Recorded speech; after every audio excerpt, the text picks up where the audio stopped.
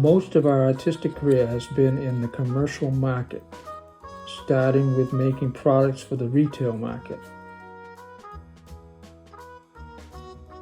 then making prototypes for the visual merchandising market and for manufactured products in the gift market.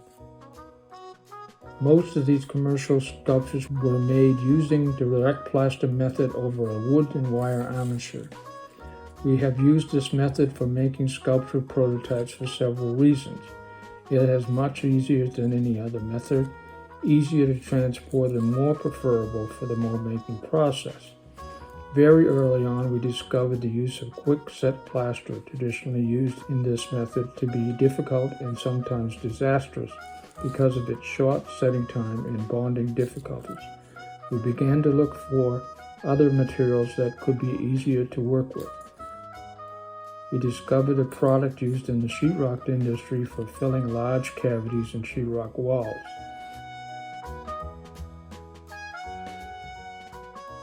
Most of this video will be a demonstration of the use of that material, along with the process of making and using a wood and wire armature.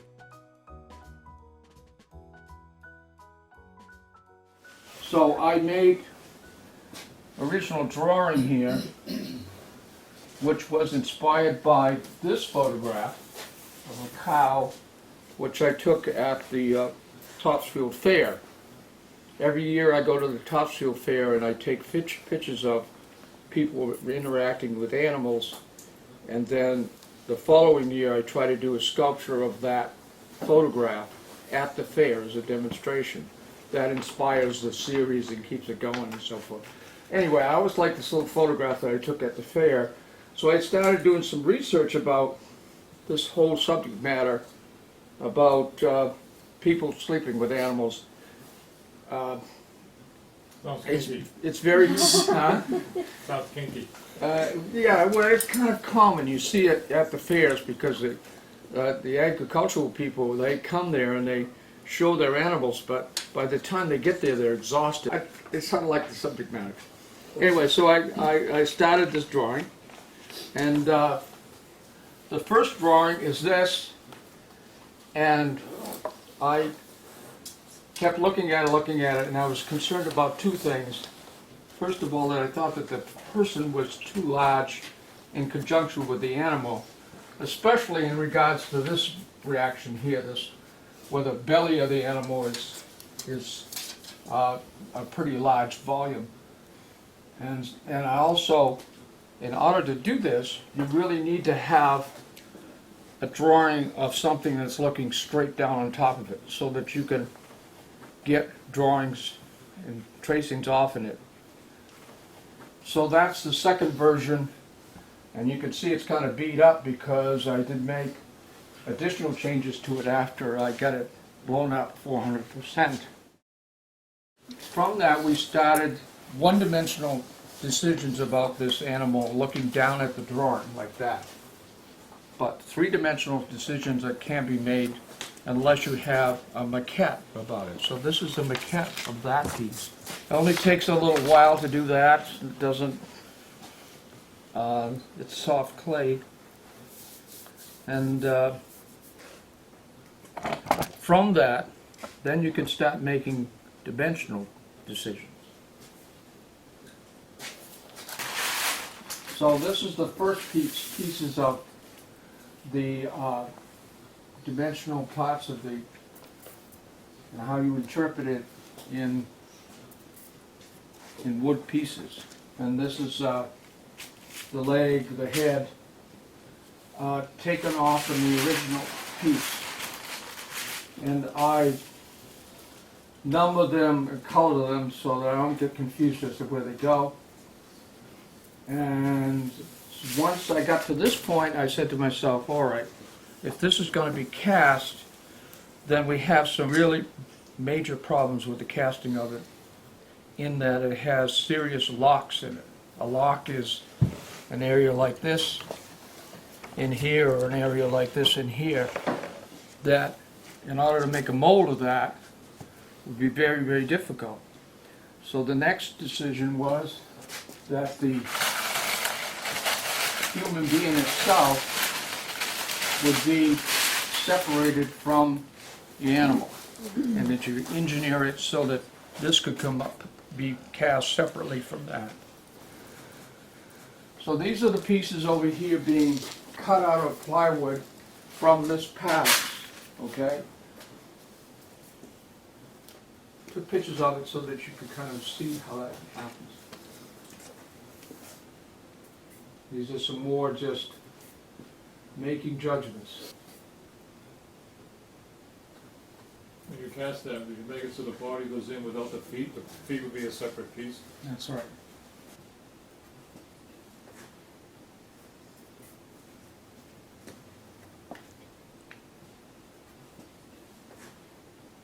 At that point, this chicken wire, which is this material here, is cut and stapled over the surface of it.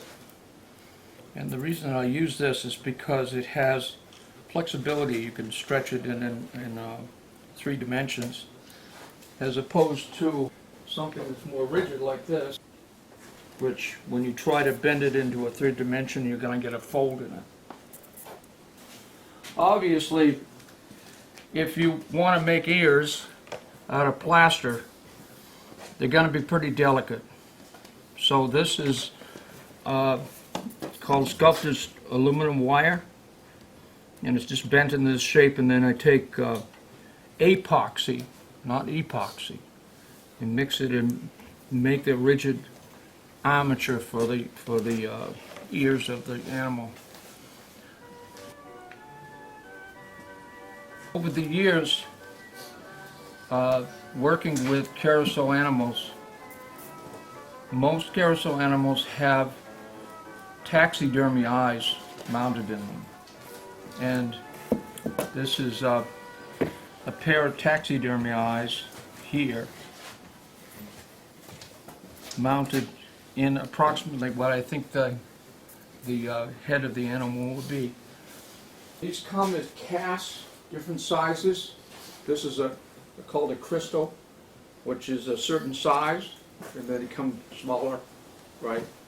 And so you can select the millimeter size that you want and the type of eye, and you'll make it. Jeff, question. So you're going through the trouble getting these taxidermy eyes, but the whole thing's getting covered with plaster. But that's going to be a final look?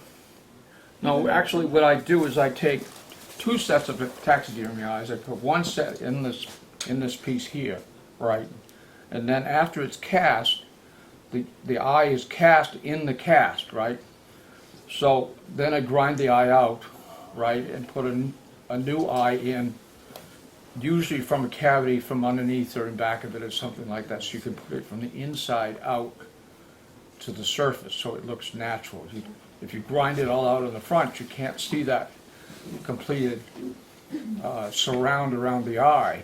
All cast animals for carousels, that's the way it's done. There's a materials list here.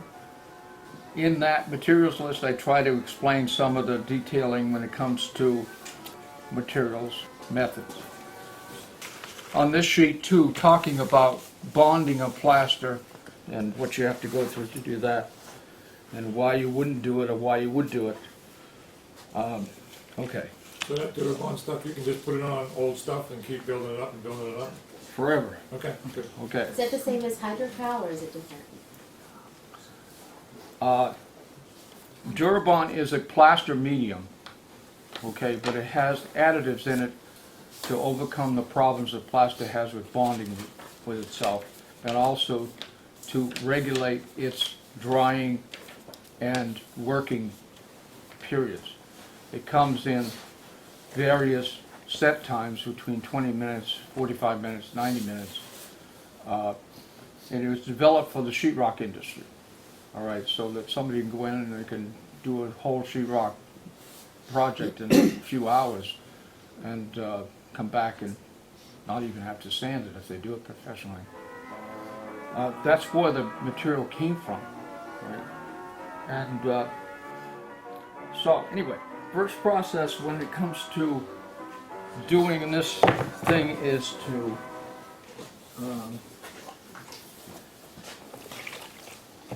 cover the wire with cloth.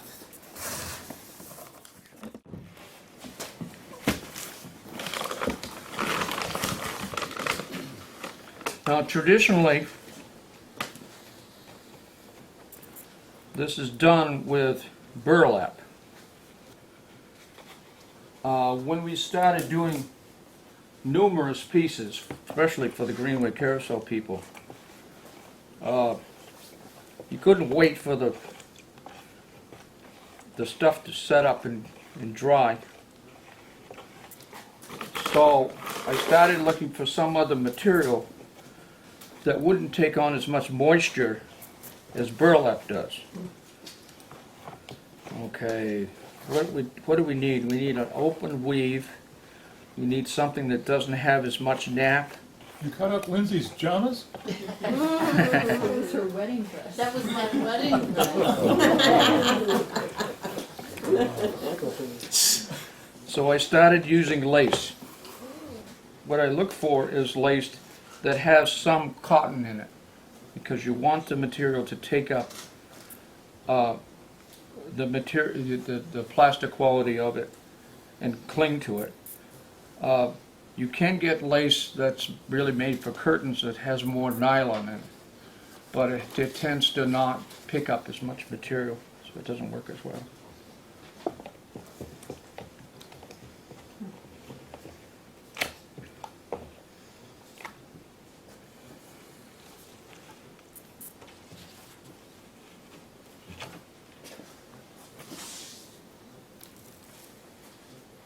And needless to say, it's messy. Well, you like going smaller sections at a time, you know, like drop a whole cloth in there or something? No, you want it to overlap if you can, so that one piece of it runs over the top of the other. Yeah. And it's easier to get it soaked through probably with a smaller section. You can have them cut so they fit right in your bucket. Get a bigger Well, bucket. Yeah. Depends on the scale of what you're doing, of course, but basically that's it. Have you ever used burlap, Jeff? Yeah, that's why, well, I have a burlap piece here. As long as you don't, there's two advantages to not using burlap. First of all, it dries faster, because it doesn't take on as much moisture. And then when you go back to start cutting it and shaping it, the rasp of the cutting tools will go right through this fabric. Whereas with burlap, it'll catch the burlap and pull it out of the surface. About how thick a plaster thing you end up usually having? That varies depending on what your interpretation of the surface is. Yeah. All right. When you make this armature in the first place, you're making judgments as to what you think it's going to look like. And where? Right. Yeah. All this is doing is establishing a shape which is strong enough to take the surface and so that you can start surfacing it, right? The primary reason for using this is because you want to, if your design has extensions, right? If it's a block of material, you could use styrofoam, which you've used, we discussed that earlier. But if you have an extension like that, or like that, or ears, or God knows what, then you run into a problem, as you know. This is how you solve that problem, right? The second thing is that if you make something out of styrofoam, as you know, it becomes pretty damn delicate, right? You have to be concerned about moving it. The bigger it gets, the more difficult it becomes. Sure. And this solves that problem, because you can pick this thing up and throw it across the room and it's still going to be intact, right? So, Now, some plasters have if you go too thick, then they have a problem with thicknesses. Does Durabond 45 or Durabond have a problem with that? no, the only problem that Durabond has is that the thicker you get, the less it'll dry. Okay. It So takes a everything- long time for it to dry, because it dries on the surface, and then it doesn't dry on the inside for a long time. It does over time, but it Do you will. do you have to let layers dry? Is it preferred to let layers dry before you add? No, no, doesn't matter really. Not for our purposes. I mean, if you were, I'm sure. I don't know. I guess if you're trying to make a permanent piece, that you wouldn't use this material at all anyway, so it doesn't matter. Would the Durabond bond to regular plaster? It bonds to everything. So you could do, so you could, my point being, you could do plaster on the inside, which does dry pretty well, and put the Durabond over the plaster. Yeah. Well, why would you do that? It doesn't make sense. So you get it dry on the inside. Yeah, plaster doesn't dry any faster. It doesn't. No, not if you get it thick enough. It'll sit there and do the same. Anyway, we'll come back to that a little later. Now, rule of, whenever you use this stuff, never throw it down the sink. It sticks to everything. It'll stick to the tools. It'll stick to the inside of your pipe of your sink. Okay, we're going to let this set for a little while, about 90 minutes or something like that, maybe an hour. It'll be set up enough so we can put another coat on top of it. Subsequent coats, you also still use the lace? Excuse me? Subsequent coats, you still use the lace until you get No. to something sizable? No. Okay. So, this morning, I wanted to talk about the fact that you could tool this wet or dry. Those who have worked with plaster know that you reach a certain point you can't work the plaster any longer because it becomes crystallized. And it becomes hard. You can work it with rasp, but not open rasp. So I did this morning. This is a wet piece. So with an open rasp, this is a called a shore foam rasp from. It's auto body, isn't it? Yes, these are auto body stuff from. This is Stanley Products. You've got several different kinds here. This type. This type. And they have replacement blades on the front of them. So I made this up this morning. This is about an hour away.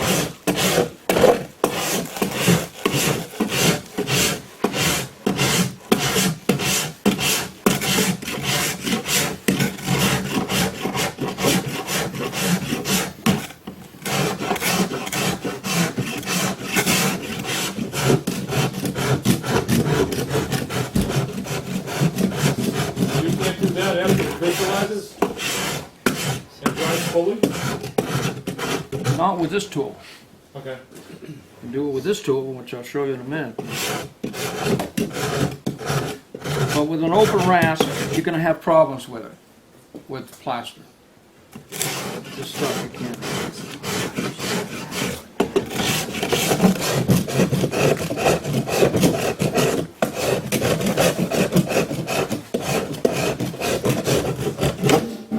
Okay.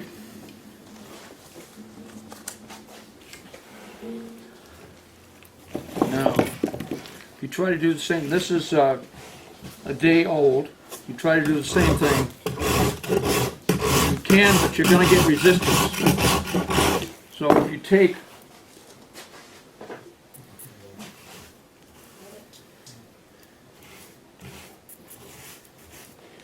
what the Durabond will do is it takes up this moisture, makes it a little softer, and then this is easier to do.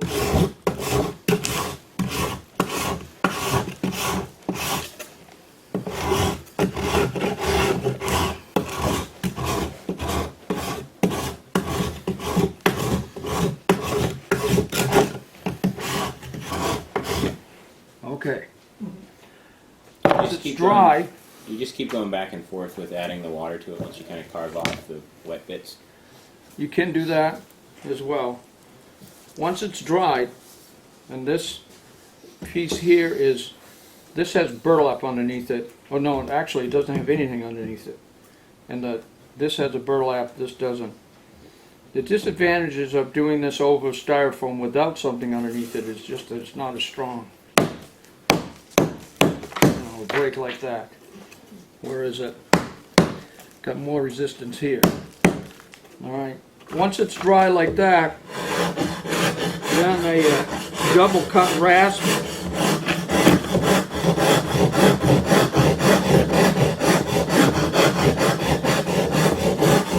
going to give you an advantage.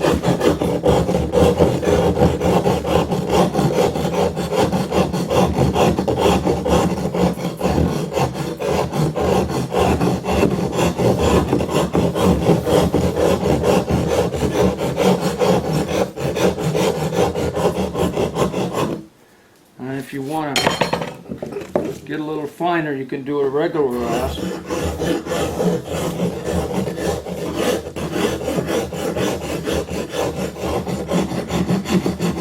Gives you a little bit more, a little less tooth.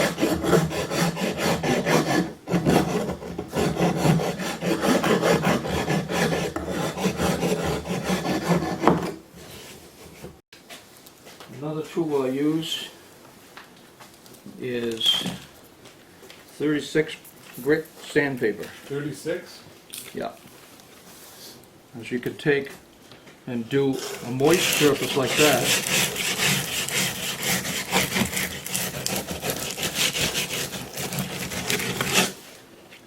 And you could take this,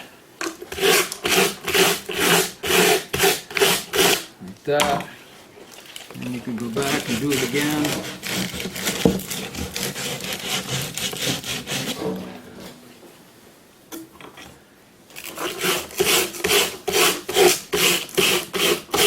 Now this sandpaper comes from rental houses that rent floor sanders. This is a piece of 36 sandpaper that has a resin back. If you have a paper back, it's not going to work because it'll take on moisture immediately. So this comes from rental places renting floor sanders. I also picked up some 20 the other day. I don't know. I haven't tried that yet. Seems like a little bit too much. Anyway, that's another material that can be used very easily. So the point is, with the Durabond, you could do it wet on wet. You can tool it wet. You can tool it after it's semi-dry. You can wet it and tool it some more. You can tool it once it's dry. You can add more material to it. All the things that are really difficult with plaster. How does it compare in price, Jeff, to plaster? Similar? A bag is $15. I mean, there's not a lot of material in there. Yeah. You know, you could buy a bag of plaster, 60 pound plaster for what, $40, $45, $50, which is 4 times as much as that. Yeah. So it's, you know, Comparable. it's there but not really there. The following photographs show direct plaster application process. Durabond soaked lace placed over wire structure. Completion of the cloth layer. First application and tooling of a heavyweight Durabond. Several layers of material being applied and tooled. It is now ready to sand. So, this guy, he's had that coat and then maybe 4 other coats so far. And the way that he's tooled is with a serrated knife like this. When the material is moist, this works really, really well. All right. if you want to add a new surface, these are squeegees, by the way. I'm sure everybody knows what those are. Probably everybody's used them in some way or another. Okay, something else you wouldn't do with plaster. I just added some water to it, like that. If you did that with plaster, it would turn into a mess. This stuff, doesn't care. Jeff, you use the 45 most of the time, or do you use the other working times at different? Well, I like the Project. 45 because it gives you some work time, yet it sets up fast enough so you can keep working. 20 minutes is too fast, and 90 minutes, forget it. Got things to do, you know. All right, so.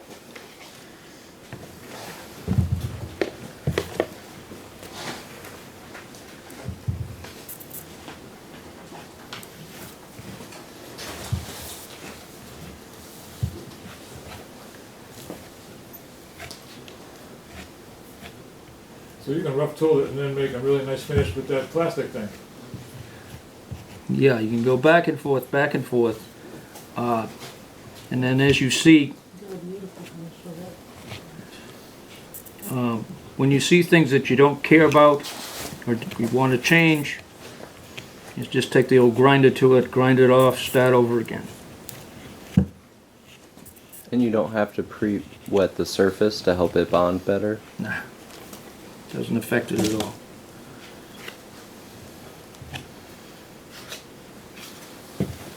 The only thing it affects is that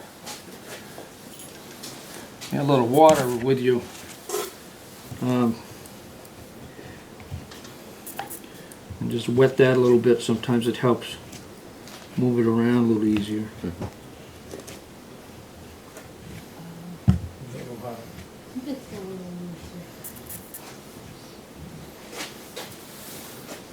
How many coats of that do you put on? You're a sculptor. You're not satisfied until it's done. Wait a minute, they're never done. You're kidding. So you just keep going until you're happy. That's all. It seems with the Durabond, any mix ratio is the right mix ratio, kind of, depending on how you're working it? Or is there kind of a golden window of too much or too little with it? Well, on the upper level, when you get to the point where you've added too much water to it, then it turns into kind of like a mess. But And could you otherwise, just add more Durabond to the too thin mix and yeah, improve that's it? what I just did, basically. You know, just like, you know, So it's very forgiving then. very forgiving. Yeah.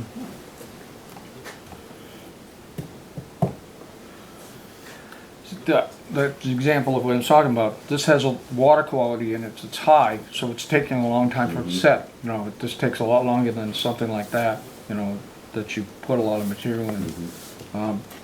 Again, I try to investigate the chemical stuff they put in it. And I got some of the information here. It's in there. What they put in, because they don't tell you what the formula is, of course. Right. You know, they You don't just want to get do a that. 12-page MSDS sheet. Right, and then you try to read it and you say, what is that? You know, Can you accelerate the Well, they want time you to buy by, their a product. heat lamp or something? Or lights? I haven't done that. I can't imagine it would help a hell of a lot. I do know that I keep my studio, the humidity level, way down because I use a stove all the time, and the heat from the house has no moisture content in it at all. And that helps tremendously. Get the moisture content down, it'll dry it rapidly. Well, that's true of any material, really, but this particular material.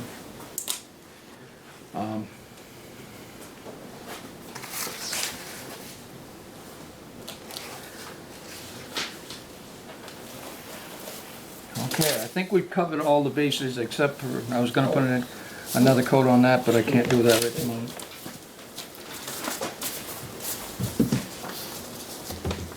It's not setting up as fast as I was hoping it would. When you Anyway, use questions, anybody? When you use a brush to apply the water, in the sand business, we use a spritzer, a spray bottle a lot. Those, would that be as easy as a, Yeah. Okay. Anything like that, yeah. I mean, what I did here with adding moisture to it,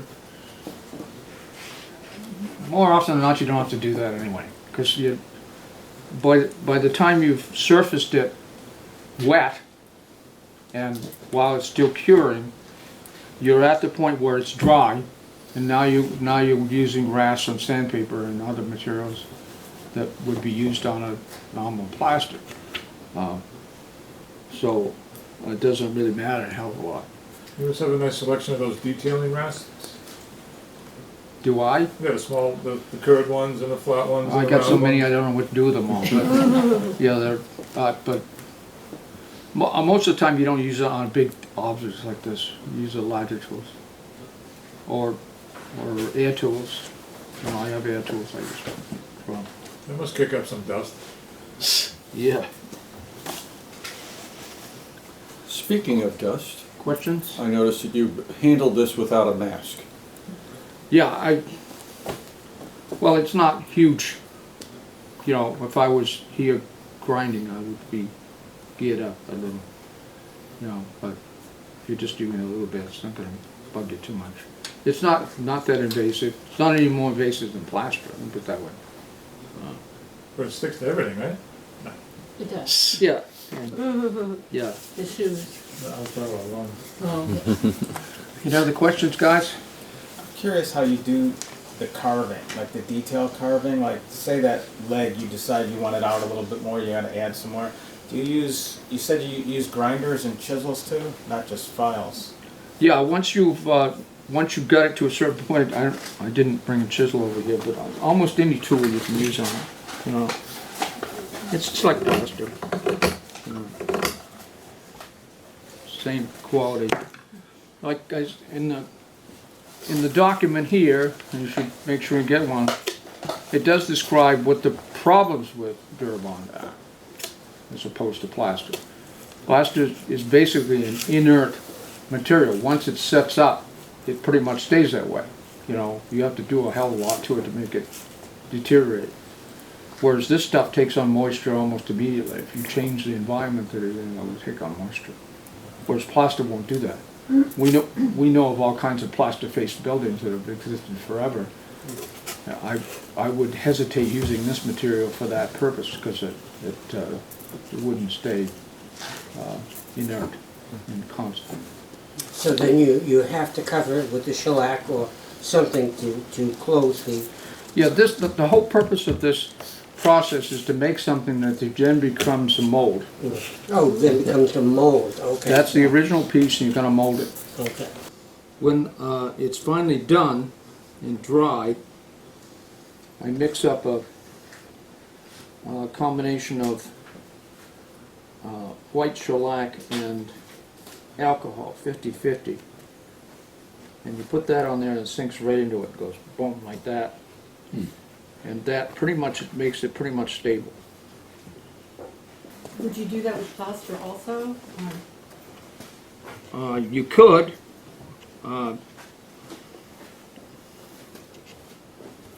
It's a good idea to do it anyway with either, well, I've done it with plaster, of course, obviously, but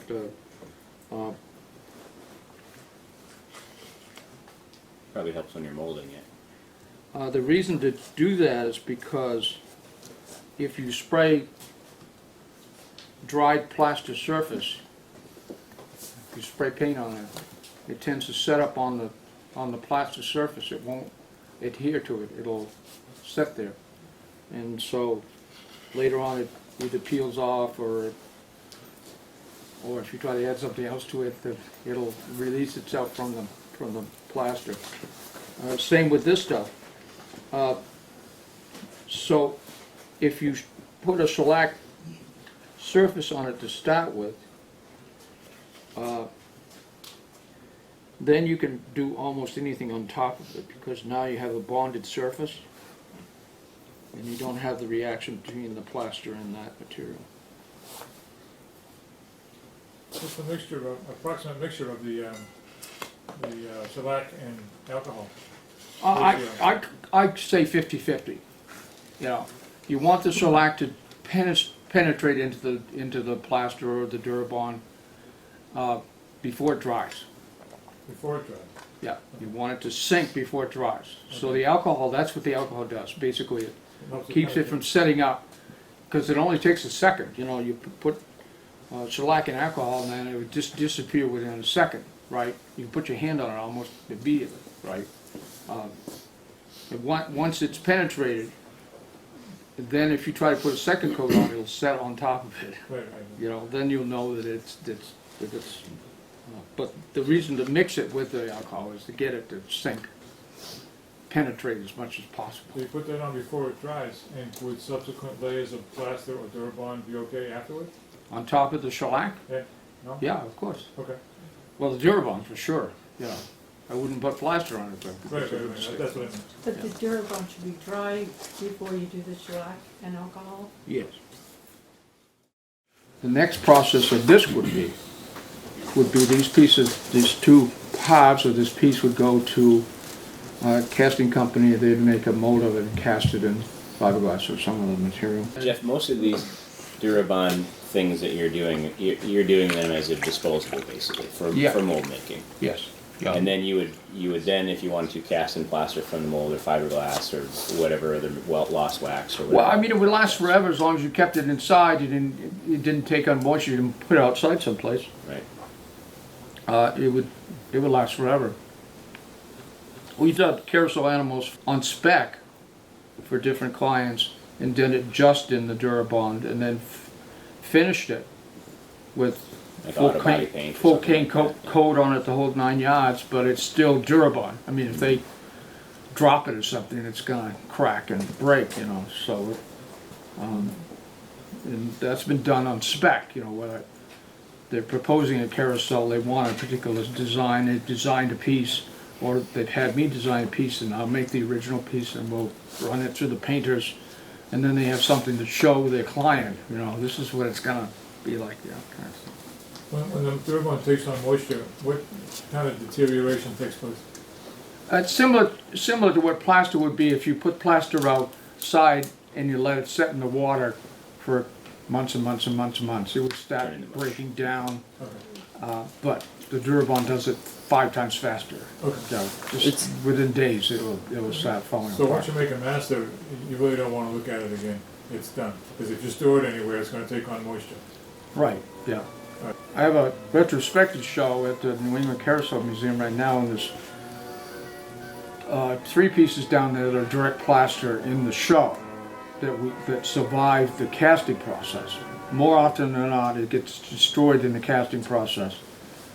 Mostly because once they get the mold on it, and then they try to pull it back off again, inevitably what the guy does is gets a big screwdriver or a pry bar or something, and he starts prying away at it, and he destroys the inside of it. And the reason for that is that because the suction between the original and the first rubber mold is so severe, you know, that there's no air in there whatsoever anymore, right? So when it sets up, it takes all the air out. So you got a full suction on against the material surface. So and also the mother mold has the same problem in that when you lay a liquid mother mold over the rubber, it also is taking out all of the air out of it. So in order to get those apart, takes a lot of effort sometimes. And then what the hell do you do with the piece once it's broken or it's, you know, anyway, it goes. Put it in a retrospective. Right. Well, a couple of pieces survived the process of Rose Kennedy Greenway, and those are down there at the show.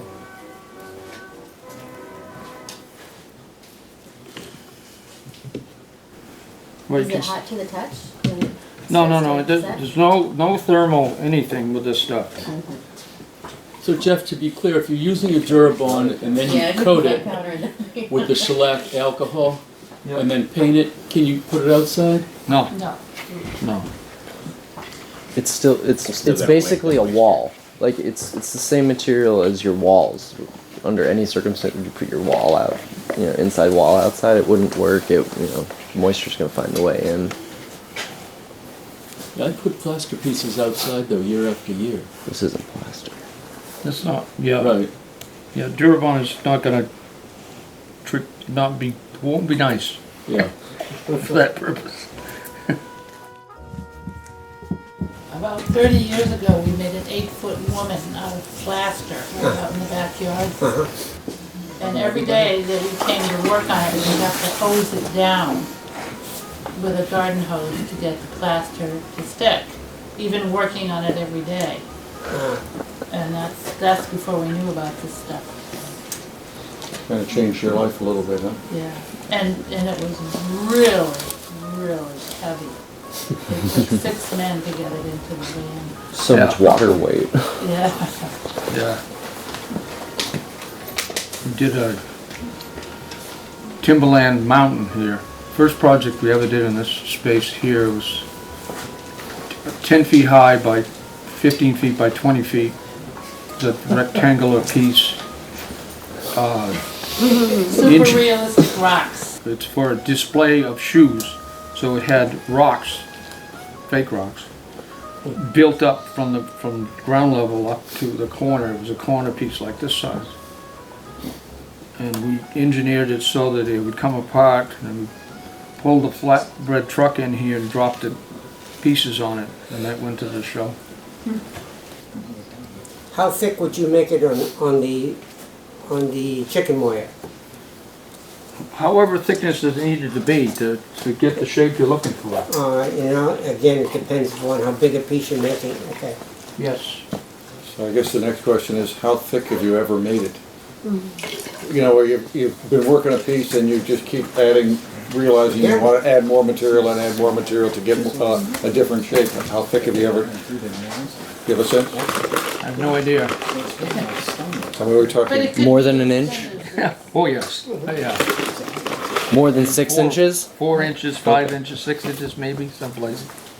Depending on what it is. Is there a minimum thickness over the lace and the chicken wire that you want to stay above? Like ½ inch? Would that be rigid enough? As long as nobody's... 3/8, if you could manage that, Yeah. would work. But you have to really engineer the armature big time to get within those dimensions. I mean, it's just... Well, I'm just thinking if you got a thin spot, and if anybody poked it. Well, your lace would I'm hold. rushing this a little bit. You can see the cloth moving underneath it, but basically...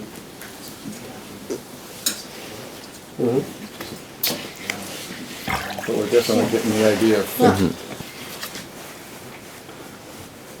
This is taking a little bit more material than it normally would because the fabric underneath isn't dry, but I just wanted to show that you do whatever the hell you want with it and it'll just keep going. Alright.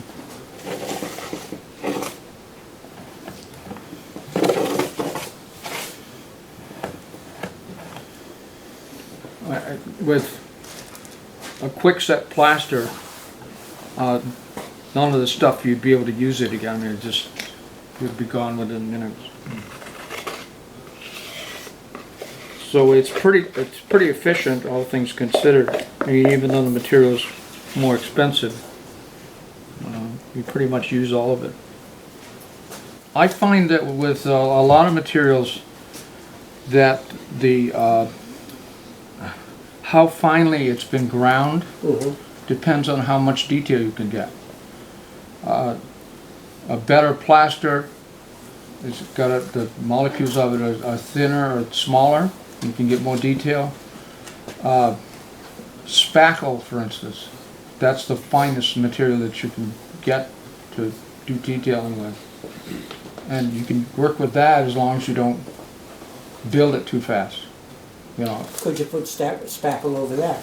Yeah, I would shellac it first. Yes, okay. Because what happens with additive mediums on top of this is it sucks the moisture out of it. In other words, if you took spackle with moisture and you put it directly on this when it's dry, it would suck the moisture out of it and the spackle would fail. or it wouldn't bond, one of the two. But it does bond to shellac. Yeah, the shellac seals the pores of the material, and then you can add anything you want to it. You can, spray it or paint it or whatever. Do you get like seam lines where the shellac dissipates and it goes onto the Durabond? Do you get like a line there that is distinguishable in a mold or a casting? No. Oh, okay. I mean, if you wanted to go beyond just a shellac surface, right? We've done this before. Finish the surface to a certain point and then spray it, have it sprayed. Mechanically, we take a lot of stuff to outer body places, and they spray it with an epoxy-based spray over the shellac, and now you got really a hard surface. And if you still don't like what it looks like, you can bring that back and then sand it some more, but 120 or 400 or whatever the hell you want to do, and then spray it again with something else, or polish it, whatever you want to do. I mean, once you got the surface so that everything else on top of it will bond. I'm not saying shellac isn't the only thing. Some people have used, or we have used urethane. We've watered down urethane and used it for that as well.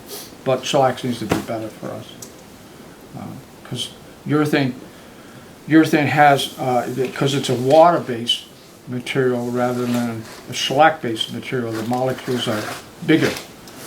So when it's sinking into a surface, it's not going to do as well, I think. The only other thing I was going to do is I was going to shape this to show you how fast you could do it, but it's not sitting up like I wanted it to. So I guess we're kind of done. Good.